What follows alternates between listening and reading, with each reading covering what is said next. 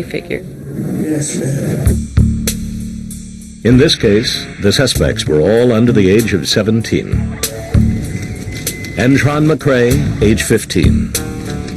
Kari Wise, 16. Raymond Santana, 14. Yusuf Salam, 15. Stephen Lopez, 15. Kevin Richardson, 14.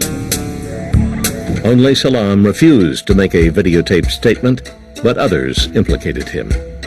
Any analysis of their claims of coercion is complicated.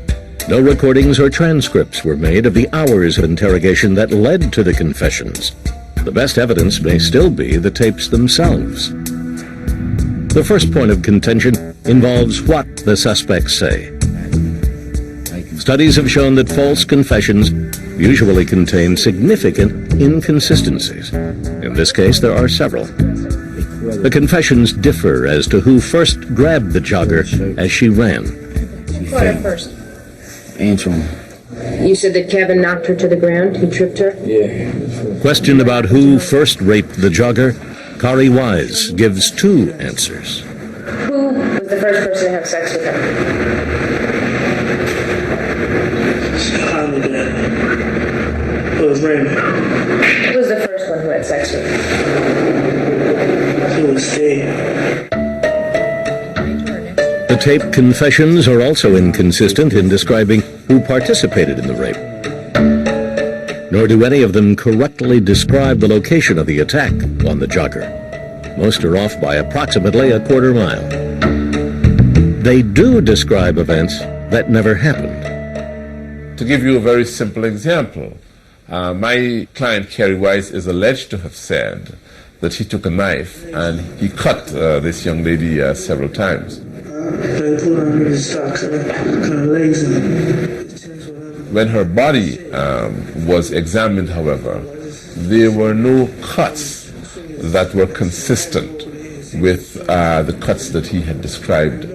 Critics of the case say these inconsistencies demonstrate that the suspects weren't involved in the crime, that they are simply attempting to repeat details police want to hear. The second aspect of the tapes that has come under fire is the way in which the young men were questioned. Did prosecutors lead them into providing incriminating details? Stephen Drizzen analyzed portions of the confession tapes for us. This is a very significant moment in the interrogation. The prosecutor, Elizabeth Lederer, gives Kari Wise a picture of the crime scene. Why don't you look at that picture? Do you recognize that?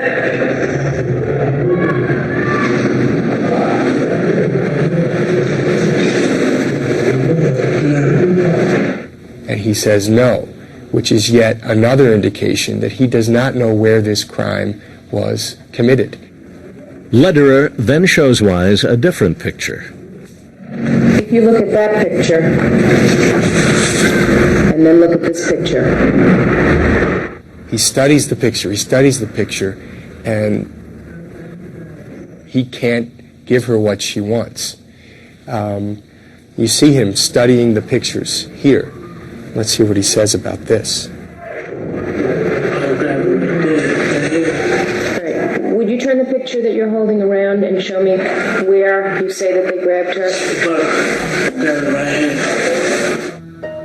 What's interesting about this picture is he shows him a picture that has a police marker on it, and there's a number of police cars also in this picture. Is there an orange police marker there? Yes. Which way from that? Can you show me on the picture? Which way from that was she, when she was taken? She goes straight down. And so that's one of the main problems of showing a suspect photographs of crime scenes during the interrogation, is because you are contaminating the record and making it almost impossible later on to determine whether this is information that he is piecing together from the pictures or information that he knew already because he was part of the crime.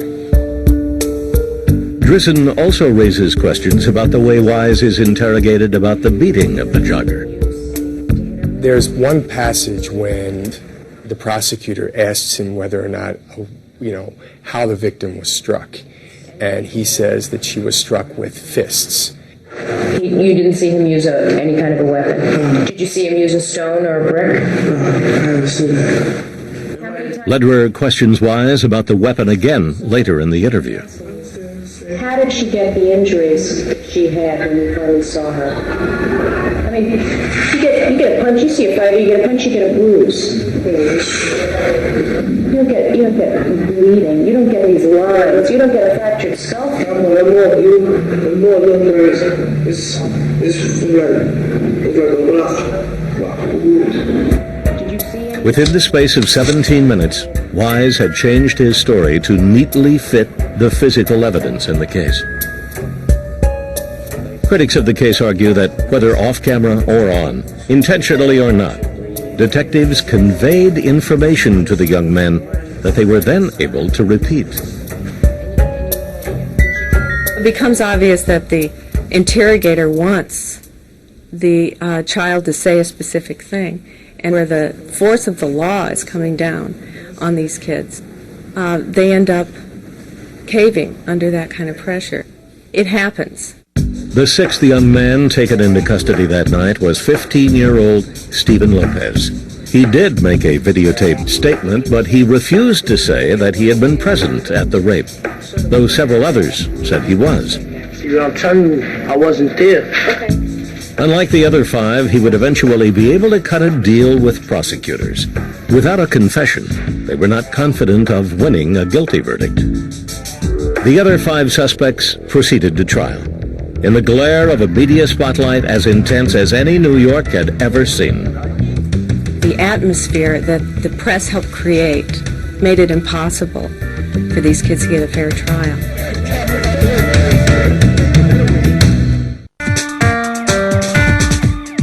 On April 21st, 1989, 5 teenagers were charged with a crime spree in New York City's Central Park. That included the rape and near-fatal beating of a female jogger.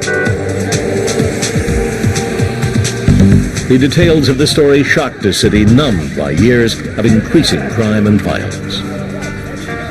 This crime, I think, staggered people's consciousness because of the size of the gang, the random viciousness, the idea that for 30 to 40 kids it would be sport to go into the park with weapons and beat people up just for the sake of beating them up. The day after the attacks, police learned that the victim of the rape was a 28-year-old investment banker named Trisha Miley. She lay in a coma in a New York hospital. To the public, her name would remain perhaps the best-kept secret in New York City. Her identity was generally withheld by the press. Beyond that, the media showed little restraint, and critics argue that the atmosphere they created was another example of the system gone wrong. The brutality of the crime provoked outrage across the city. That outrage and political pressure to solve the crime fed an aggressive prosecution and an equally aggressive media. The case of the Central Park jogger seemed to acquire a momentum all its own. We expect the media to always question the authorities, to question the police's version of events, and that's their instinct and that's their job.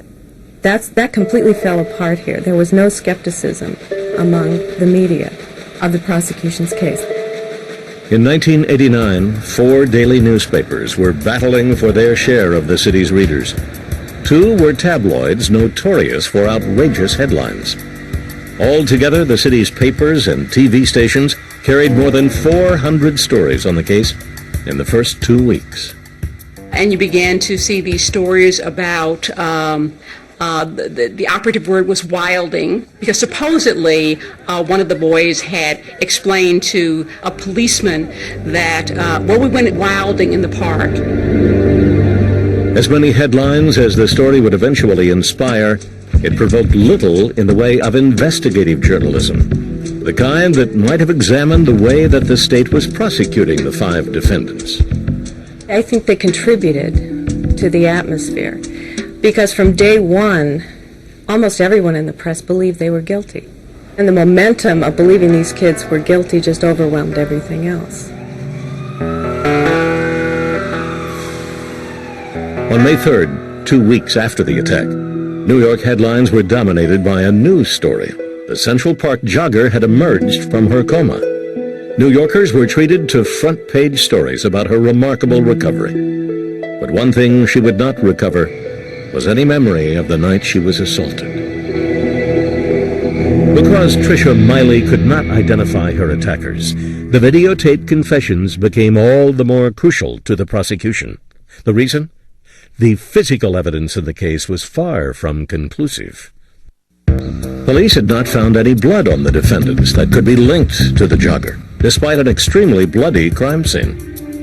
Hair found on the clothing of 2 of the defendants could not be linked to her either. The most potentially damaging evidence was semen recovered from the jogger and from one of her socks found at the crime scene. Samples were sent out for DNA analysis, and in August, the results came back. Though DNA testing was not nearly as sophisticated as it would later become, the results were considered a devastating blow to the prosecution. First, the semen found in the jogger could not be identified conclusively. And second, the sample from the sock showed the presence of only one attacker, who could not have been any of the 5 defendants. You have 5 boys who are involved in a rape, and there is semen evidence found at the crime scene, and it doesn't match any one of them. That makes one wonder whether you have the right people. But prosecutors countered that none of the defendants had admitted to the rape themselves. So the test results could actually fit a scenario in which another attacker was still at large. We were certainly concerned when the DNA evidence came back and didn't match, but it was entirely consistent with the stories that the young men had told that night. As major a development as the DNA may have been, there was one place where it caused scarcely a ripple. The media.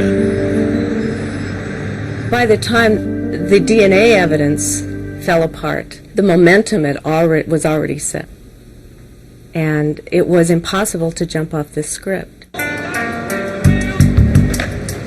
That script did not include another series of brutal crimes which otherwise might have dominated New York City's headlines in the summer of '89. Between June and August, just months after the Central Park jogger attack, 18-year-old Matiais Reyes committed 4 rapes, stabbing one victim to death. One of his victims had been found with her hands tied in front of her face. 3 had been beaten severely around the face, just like the jogger. All his attacks occurred on the Upper East Side, within a half-mile of Central Park. Arrested in August, he confessed and eventually pleaded guilty to the murder and 3 of the rapes.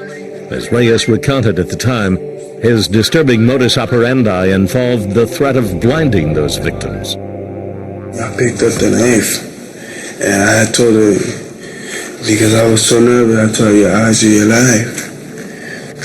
And I shot the knife, and I caught her hair. This kid wanted to get a lot of stuff off his chest. Michael Sheehan, at the time an NYPD detective who'd also worked on the Central Park jogger case, interrogated Reyes. Is he a monster? Yeah, absolutely. Is he a madman? He's one of the 5 sickest people that I ever talked to in my life. That summer, Reyes was also implicated in a rape that had taken place in Central Park on April 17th, 1989, 2 days before the Central Park jogger attack. But for reasons that remain unclear, police did not pursue Reyes as a suspect in